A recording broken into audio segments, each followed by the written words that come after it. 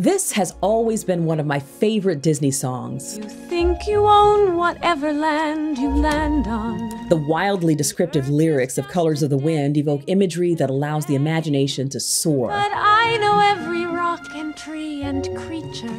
Pocahontas was, after all, describing the land on which I was raised, but she, or rather the songwriter, made it sound so exotic. And what was this business about the blue corn moon? That line always stood out to me, but I only recently became curious enough to investigate the origins of that phrase. My research revealed a bit of your garden variety, Disney-esque fantasy making, but along with that came a troubling trek into America's fraught history with Native American culture and folklore. The inspiration for Colors of the Wind largely came from a speech that was thought to have been given by a famous Native American chief, a speech that inspired millions of environmentalists and naturalists to take better care of the earth. A noble aspiration, to be sure, but like a lot of things rooted in American myth-making, the origin of that speech and the source of the song's most famous line, "Have you ever heard the wolf cry to the blue corn moon?" much like the story of Pocahontas herself, turned out to be almost entirely made up.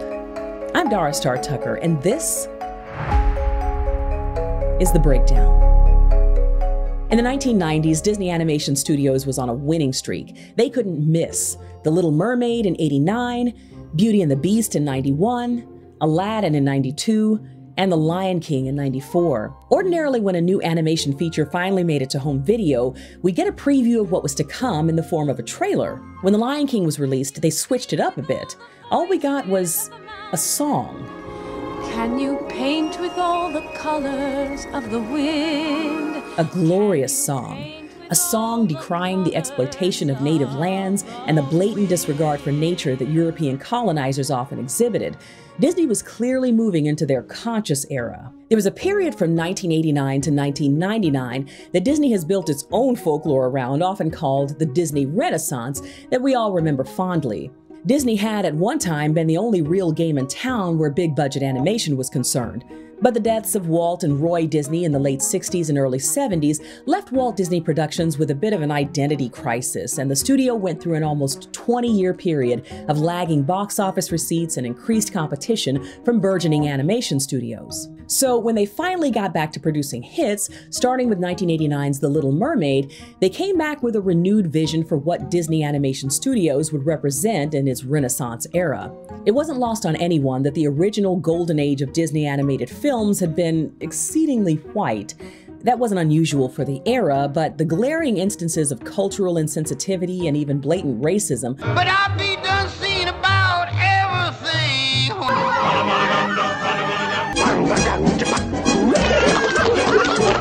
were becoming more and more apparent to audiences as times changed. We are Siamese, if you please. Executives at Disney soon realized that it would be necessary for them to refurbish the studio's image, not only in terms of the quality of the content that they were offering, but by telling more diverse stories. They would accomplish this by reaching outside of the exclusive Eurocentric universes of their previous offerings and drawing on rich cultural legacies from around the world. Now, Disney being willing to tell stories outside of the European tradition didn't automatically mean that cultural sensitivity was their new stock in trade. Recent live-action remakes of those animated classics have made an attempt to rectify many of the missteps that the studio was still making by the early 90s. It's barbaric, but hey, it's home. Yikes. It's chaotic, but hey, it's home. But they were putting forth a real effort to make sure that children of every hue saw themselves represented in their films. Well, unless you were a little black child, in which case you'd have to be satisfied with being represented by a lion, voiced by this child, or a monkey. Until this film. Yes, they finally got it right. Well, yeah, she does spend the majority of the film looking like this. But hey, look, they fixed it with this guy, right? Wait, no, he's a disembodied spirit now? Okay, all right. Okay, let's just focus on the story at hand. Now, by this point, most people are aware that the Disney version of the Pocahontas story is mostly fiction.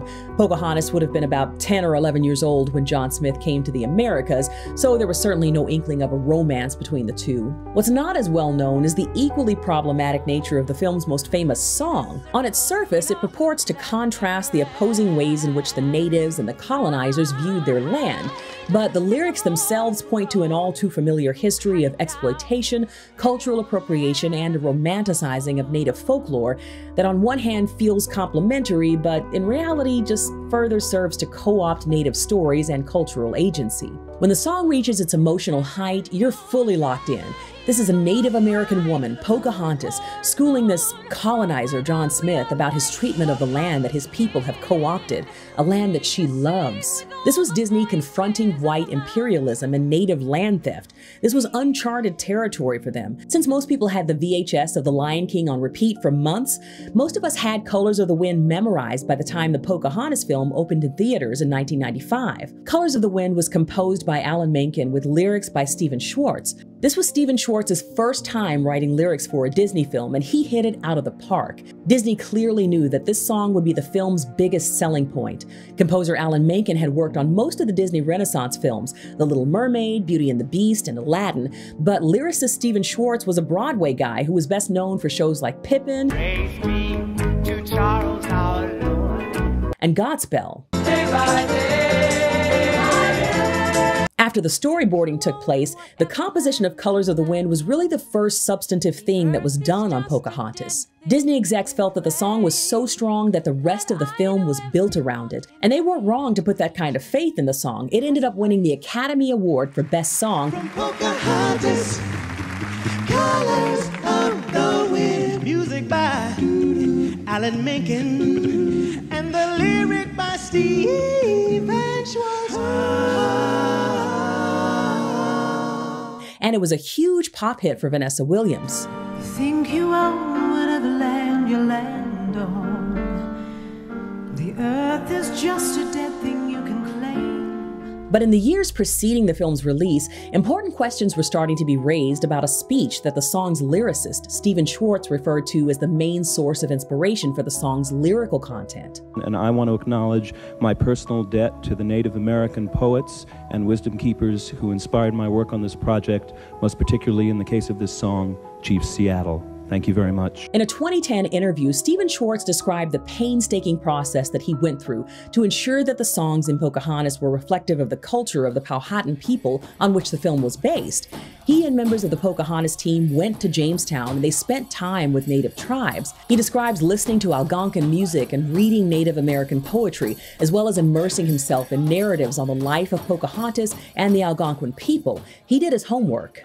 The problem was that the primary source of inspiration on which many of the lyrics of Colors of the Wind are based was completely fabricated. The lyrics are meant to confront the Eurocentrism of John Smith and the other colonists and present a counter-narrative rooted in indigenous principles of animism and respect for nature. The lyrics draw heavily from a speech that was thought to have been given by a famous Native leader named Chief Seattle. Chief Seattle was an accommodationist who signed over millions of acres of land to white settlers, and he made a speech in the 1850s about how the land was to be treated that ended up being translated multiple times, after which it was embellished, altered, and modified by multiple white people for various purposes. At one point, the Southern Baptist Radio and Television Commission even added a section where Chief Seattle refers to himself as a savage who doesn't understand the modern world. And this completely fabricated version of Chief Seattle's speech was co-opted by the growing environmentalist movement of the 1970s. So as it turns out, this inspirational speech, supposedly made by an indigenous chief,